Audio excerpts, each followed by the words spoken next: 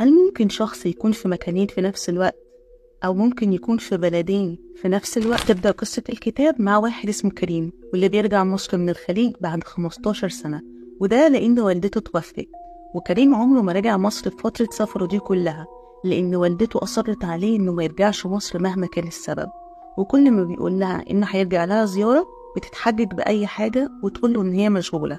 أول قرار خده كريم أول ما وصل مصر إنه هيروح يزور قبر والدته، وأول ما بيوصل بيكتشف إن هو مش عارف المكان.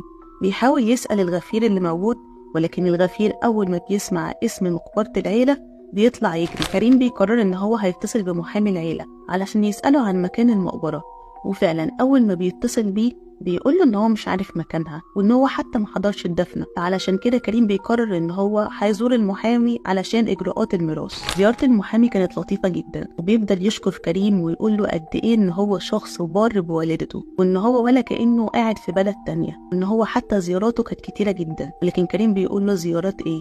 أنا بقالي 15 سنة ما رجعتش مصر. ولكن المحامي بيرد عليه وبيقول له إزاي وإنت كنت موجود مع مامتك الشهر اللي فات وانا سمعت صوتك بنفسي. بس طبعا لو عايز تعرف اكتر عن احداث القصة دي فهتلاقيها في كتاب جنينة المحروقي للكاتب يحيى صفوت.